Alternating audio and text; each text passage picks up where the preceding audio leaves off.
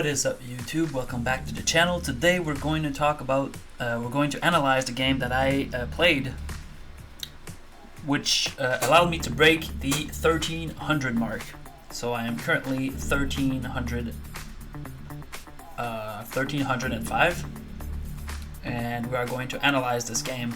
I won 9 points from this game, so I was 1296 points before this game. So the game started.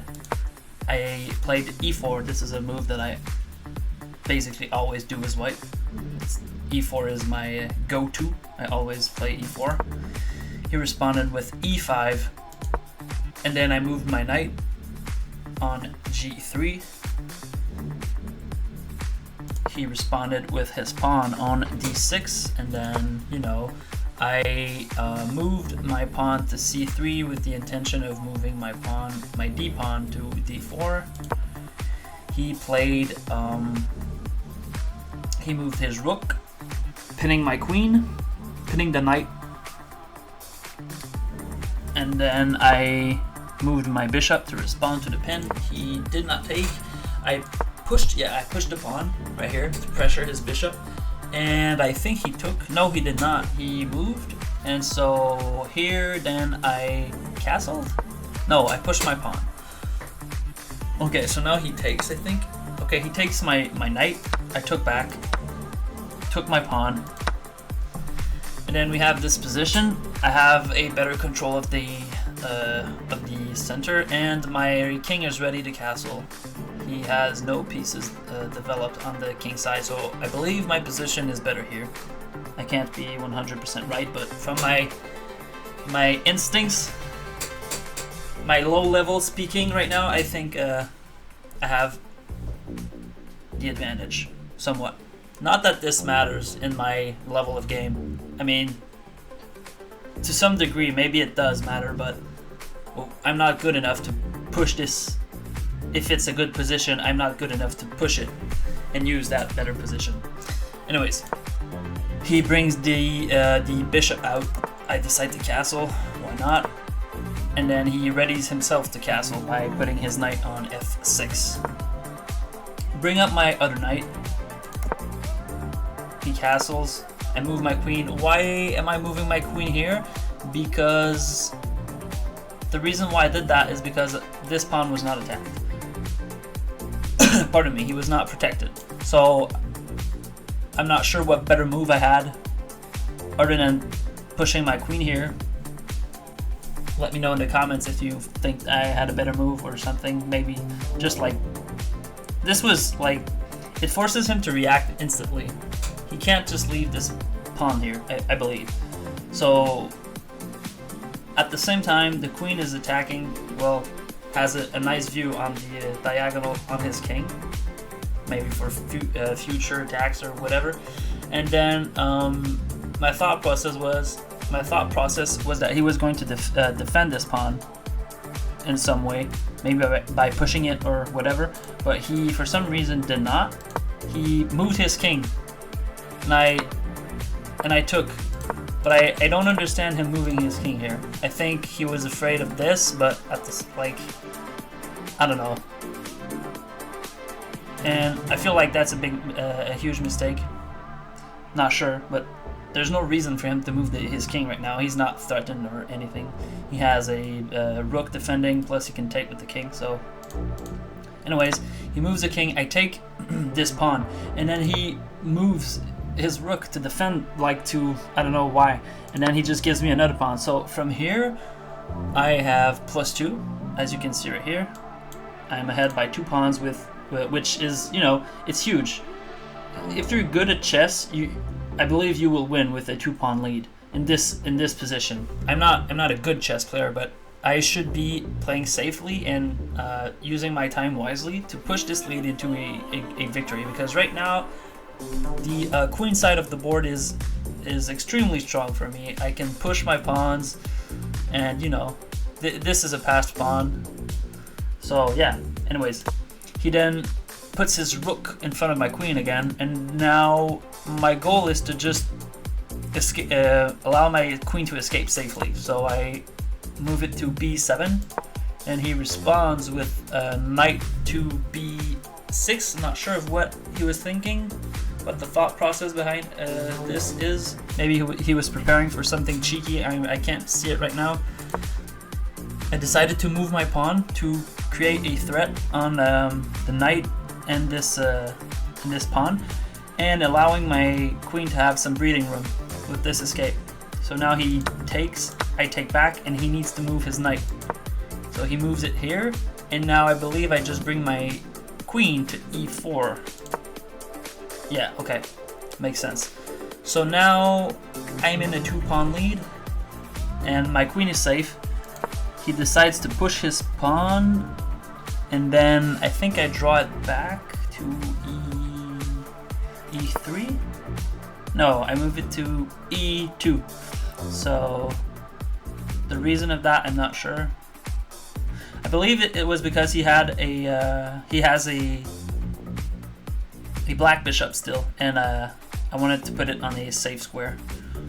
I think that was the thought process. And now he moves his bishop. I don't mind trading at all. Oh, true.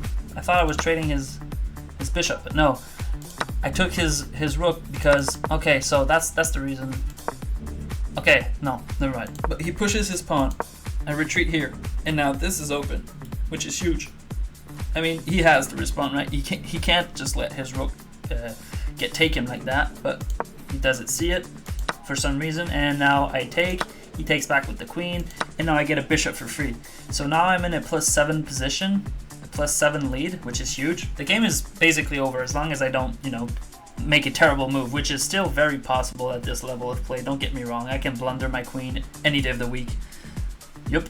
So he then pushes my bishop out. I bring it at the center, sort of the board on e3.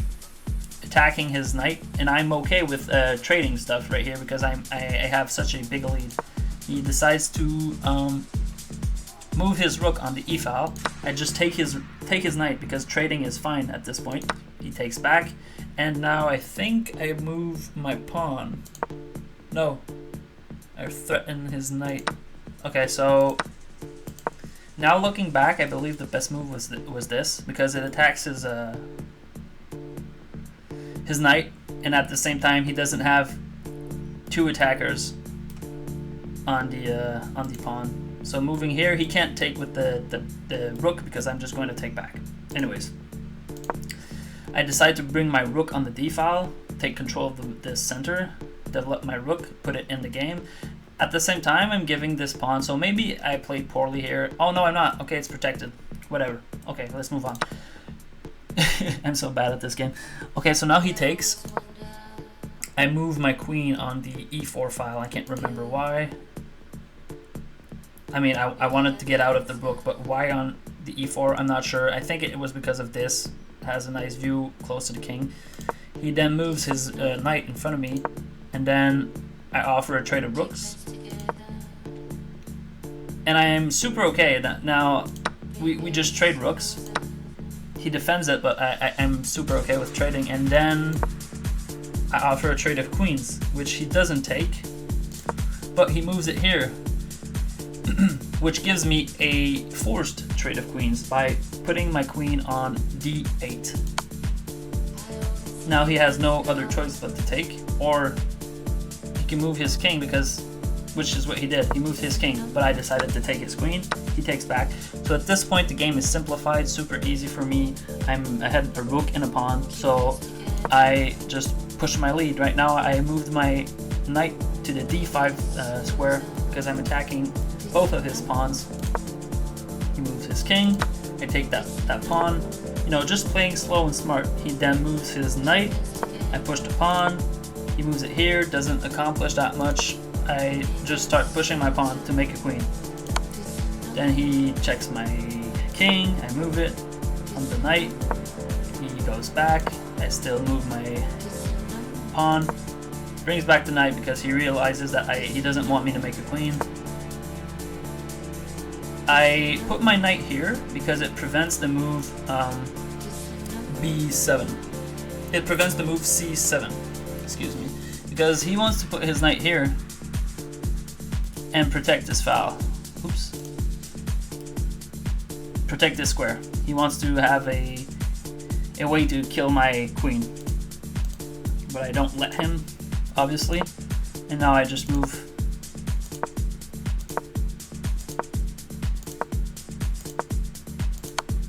And then he makes a nice move, but at the same time, it's not a good move because, well, the game's just over, right? So he takes, but now my queen is just free. I just get a free queen.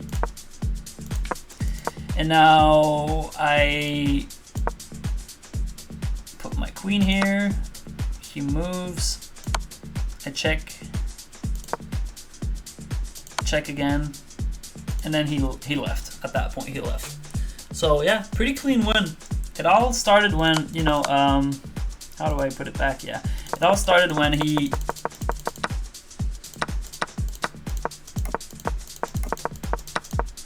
he forgot to defend this pawn, and then blundered. It gave me another free pawn. So I managed to put that to my advantage, and also when he at this point when he forgot this rook was getting attacked, and I got it for free. Well, not for free, but then got his bishop. So yeah, and this happens at the 1300 elo. So if you guys are lower, like, just realize that playing good chess by simply not blundering stuff will put you in a good spot. Like, understanding openings, just 1 or 2 openings, and playing it a lot, and then playing beautiful chess by not just blundering your pieces. Well, that's a good way to climb, obviously, because, you know, I still blunder stuff heavily sometimes, just blundering my queen without even knowing. Stupid moves, right? So yeah, keep grinding, keep having fun, good luck in your games. Thank you for watching, guys. We'll see you in the next one. Peace.